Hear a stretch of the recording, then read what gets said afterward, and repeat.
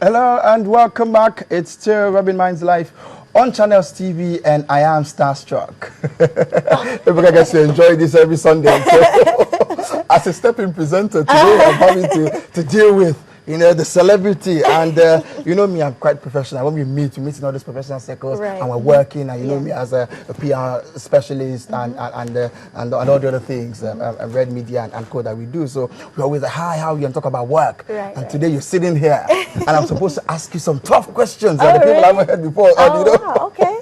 My screen is blank. I have no question for you, so maybe you just say we love to have you on the show. It's fantastic that you're here. Thank you. And I'm Julie. And you know what?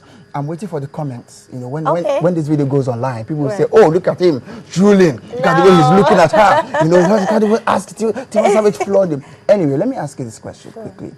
Do you think you are at the point where you want to be in the Nigerian music industry, Tiwa Savage? What do you mean, like, am I... Where you are now, do you think you're where you were hoping to be at this time of your life? To be honest, I didn't think I would get this far, this quickly. So it's literally been less than 2 years since, since I really came on the scene. And for me to have had 2 major endorsements, to have headline shows with the top artists, and to have had a successful album, which I just released, it's beyond what I expected. So I give glory to God for that. What did you think you did that got you this far? To be honest, I think it really is the glory of God. Sometimes you look at things and you think you really don't deserve as much blessings as you've had. But I also know personally that I work very, very hard. There's a lot that goes in behind the scenes, and I have a great team, and I work a lot. So it's good when you say you work hard. I want to know how hard you work. I mean, I know Femi Kuti spends about 12 hours rehearsing every day, and I know he has to perform at the shrine, I think about 2 or 3 times a week, practicing. Now, what goes into every Tiwa Savage's performance? I do work, practice a lot, and averagely I have about 2 shows a week, whether it's major shows or private shows like weddings, birthdays and stuff. So if you're doing 2-3 shows a week and you're rehearsing with your band, you're rehearsing with your dancers, and in Nigeria you can't be stagnant. My performances can't be the same all the time, so I always have to come up with new things. And aside from that, working out, recording, I do a lot of features, artists and stuff. So interviews, promo, TV covers, shoots, and everything. So it's a whole bunch of stuff that I put into my car. Do you have to rehearse with a band? I just want a bit of more space. I want to imagine that you have a show next week Friday. What happens from today? Is it boot camp? I'll probably rehearse with the band like 3 times, and we'll do like 4 or 5 hours each time.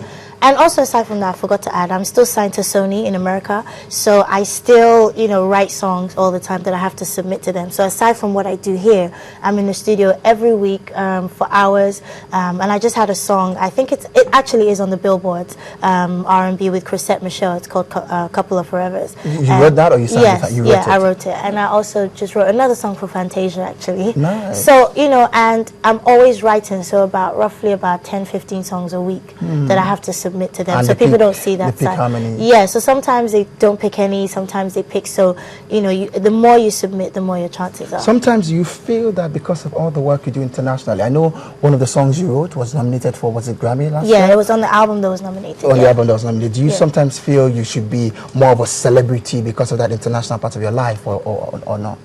Even if you feel like it, Nigerians don't make you feel they humble you. So what is the biggest humbling you've experienced? Tell me the biggest humbling. Nobody will hear. Cameras go. I don't know. I think maybe when I go to shows sometimes, and those bouncers, they know who you are, and they'll still be like, "Where's your ID? Where's your pass?" And I'm like, "I'm performing here. I don't have an ID." So sometimes that humbles you, and you're like, "Okay, you know what? Please I'm about to go on stage. Please let me get through." Who would you say is Tiwa Savage's biggest threat? Who is that musician that you're like, "Oh God, this girl should not be in the same bill with me. I need to outdo her"? Who is that musician? Is it Omaumi? Is it Waje? Is it who? None, actually. I think in my head, I think the people I compete against are the male artists. So for me, I mean, I look at the bigger picture. You know, fortunately, I look at people like Wizkid, Yanya, Two Face, the band, you know, Ice Prince. They're getting mobiles, BET awards, you know, MTVs. So those are the people I'm like, I'm coming for you guys. So why do you think that happens? Because with your statements, you just admitted that it seems like the male musicians are kind of doing better. So why do you think that happens? That you then have to compete with them? I think it's a male-dominated society, so it's not just in music. You look at, you know, even banking industry, oil and gas, you know, politics. It's dominated by, you know, the men, and it's the same with music. But I think we're working really hard to close the gap. And like you said, I have to give kudos to, you know, the other females that are doing it, because we're now coming together and working harder. So, you know, they're paying attention to us now. Okay, so on your new album, what is it called again? Once Upon a Time. Once Upon a Time. What are your 3 favorite songs on that album? Honestly, I don't have any. It's like asking a parent who's your favorite child. I mean, if you ask my parents, they'll tell you I am. So what is the song that means so much to you on that album? Maybe Allow Me right now. The song I wrote dedicated to the Dana crash, to Goldie, Justice a Series, and just people that we've lost in the past year or two. So I think that touches me a lot. And what's coming next from Tiwa Savage? Well, like you said, I just dropped the album. I have more videos to shoot, and more. I'm actually already working on my second album. Excellent. Actually, yeah. Except you've managed to stay away from scandals, and you've managed somehow, you know, and your relationship came out this year and made a lot of, you know, like people had so much to say and we're shocked, you know. But I'm going to ask you one question that has been, you know, on the blogs, you know. I know we just do a little bit of the blog violence. You know, so people say, I mean, I've heard these 2 accusations. One, oh, that man was my man, T Bizzle. Another one says, oh, really? T Bizzle has a baby from someone. Right. Do you know of this? Has he told you, okay, love, you know, there's a baby somewhere, you need to just be nice?